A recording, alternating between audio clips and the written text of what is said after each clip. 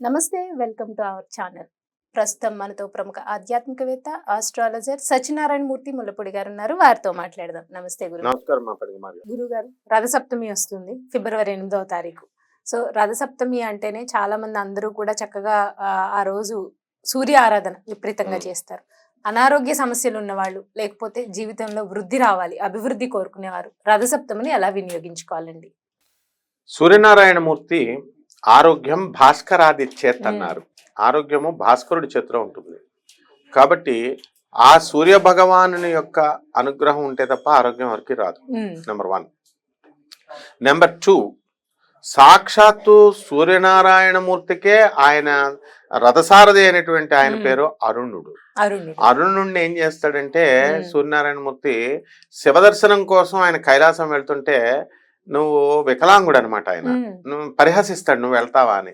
దాంతో సూర్యనారాయణ మూర్తికి దోషం పట్టుకుంటుంది. దోషం పట్టుకుని ఈ శివుడు ఏం శిక్ష విధిస్తాడంటే సూర్యనారాయణ మూర్తికి అటు ఆకాశంలో ఇటు భూమి మీదకి రాకుండా మధ్యలో ఉండేలాగా ఒక మండలం శిక్షిస్తే సూర్యనారాయణ మూర్తి బాధ తట్టుకోలేక లాస్ట్ రోజున శివుడి దగ్గరికి వెళ్ళిపోతాడు. అప్పుడు పార్వతీదేవి శపించి పర్మనెంట్ గా ఈ యొక్క సూర్యుడికి ఒక రోగం వచ్చేలాగా శపించి పడేస్తుంది. శపించేస్తే అప్పుడు ఆయన ఆ రోగాన్ని అరుణ సూక్తంతో, అంటే రుద్రస్వరూపమే శ్రీమన్నారాయణమూర్తి యొక్క రైట్ ఐ సూర్యుడు, లెఫ్ట్ ఐ చంద్రుడు అనమాట. కాబట్టి ఆ ఆదిత్య హృదయము ఇవన్నీ కూడా ఎలాగ చదువుతాం మనం ఏమనుకుంటామంటే సూర్యనారాయణమూర్తిదేమో అనుకుంటాం. మనం సూర్యనారాయణమూర్తి కాదు, సూర్యుళ్ళు బోల్డ్ మంది ఉన్నారు. 3200 కోట్ల సూర్యుళ్ళు ఉన్నారు. ఒక సూర్యుడు కాదు మనకి. ఇప్పుడు మెళుకు ఉంటున్న స్టార్స్ అన్ని కూడా సూర్యుడులే. కానీ ఇప్పుడు మనకు కనబడుతున్న భూమి దగ్గర ఉన్న సూర్యుడి కంటే పెద్దవి అవి సైజులో. దూరంగా ఉన్నారు కాబట్టి అట్లా ఉన్నారు. ఇంకా సౌర కుటుంబాలు చాలా ఉంటాయి కానీ సైంటిస్ట్ ఇంకా లెక్క కట్టలేకపోతున్నారు అనమాట. సరే వద్దాం.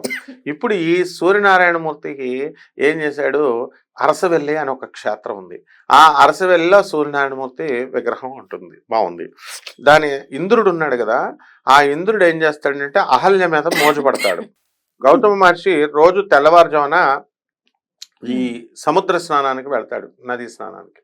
వెళ్తుంటే గౌతమ మహర్షి లేని సమయంలో వెళ్ళాలి కాబట్టి కోడై తెల్లవారుజామున 2ంటికి 1 గంటకి కూసేసి తెల్లవారుజామున అని చెప్పి భ్రమ కల్పించేసి ఆ గౌతమ మహర్షి వెళ్ళిపోతాడు.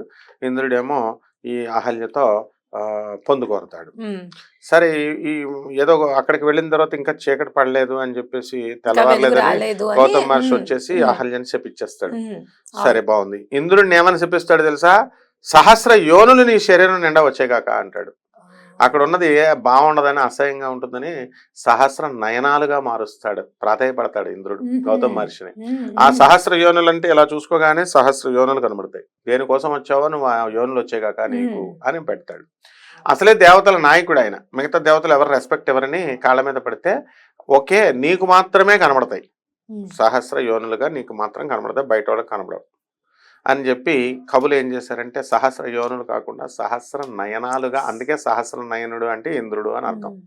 ఇది పోగొట్టుకోవడం కోసం ఇంద్రుడు ఏం చేస్తాడంటే సూర్యనారాయణమూర్తి పూజ చేస్తే పోతుందంటే అప్పుడు ఇక్కడికి వస్తాడు అరసవెల్లి. అరసవెల్లి వచ్చి తన వజ్రాయుధంతో అక్కడ ఇలా కొడతాడు ఆ కోనేరు దగ్గర. అప్పుడు నీరు పుడుతుంది. ఆ నీటిలో స్నానం చేస్తే అది పోయింది.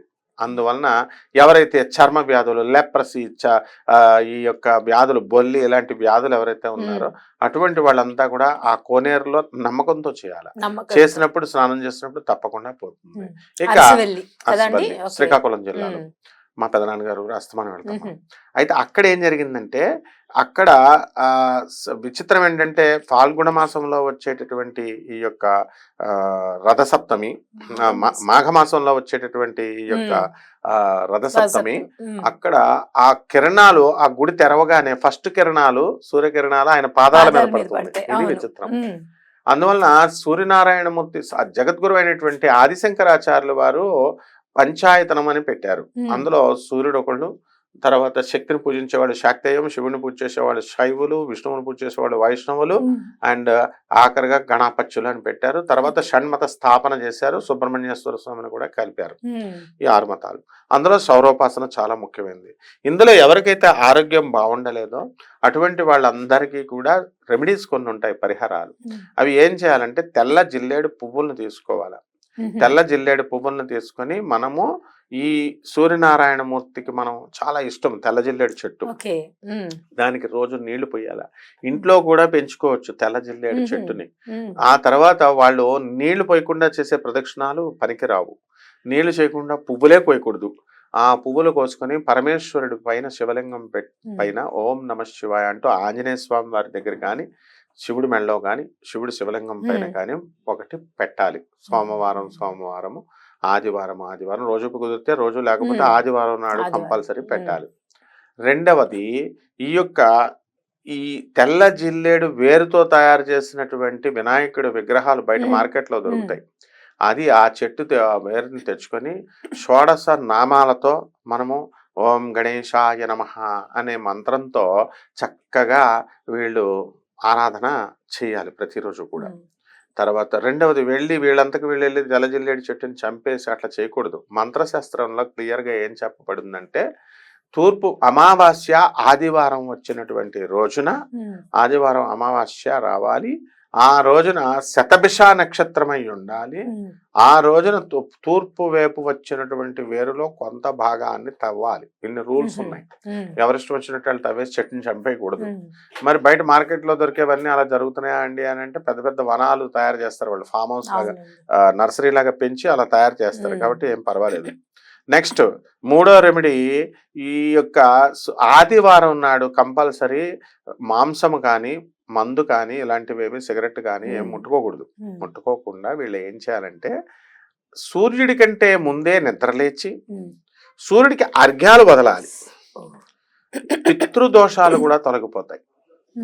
అర్ఘ్యాలు వదలడం వదిలే విధానం ఎలాగో చెప్పండి ఒకసారి. ఏం లేదు, దోసట్లో నీళ్లు తీసుకోవాలా. ఫస్ట్ మొట్టమొదటగా మన గురుదేవుడైనటువంటి కృష్ణ పరమాత్మను తలుచుకోవాలి. ఆ శ్రీకృష్ణ పరమాత్మకి నేను అర్ఘ్యం వదులుతున్నాను అని వదిలేయాలి. కృష్ణుడికి వదిలేస్తే అందరికి వదిలేసినట్టే. సూర్యనారాయణమూర్తి ఓం సూర్యాయ నమః, ఓం ఆదిత్యాయ నమః అంటూ వదలడమే 3 సార్లు. మన పితృదేవతలను తలుచుకొని వదిలేసేయడమే. ఇది అర్ఘ్య విధానం. తర్వాత తర్పణాలు, సూర్య తర్పణాలు. తర్పణం అంటే పాలు తీసుకొని తమలపాకులో అది తీసుకొని వాళ్ళ పేర్లు, సూర్యనారాయణమూర్తి పేరు, శ్రీకృష్ణుడి పేరు వదిలేసి క్రిందకి వదిలేసేయాలి. పితృదేవతలు పేర్లు తెలుసుకొని వదిలేసేయాలి. ఇవి మొట్టమొదట చేయాల్సింది. ఇకపోతే సూర్యనారాయణమూర్తికి మనము ఈ నెల పసుపు పువ్వులతో పూజ చేయాలి, చామంతి పువ్వులతో.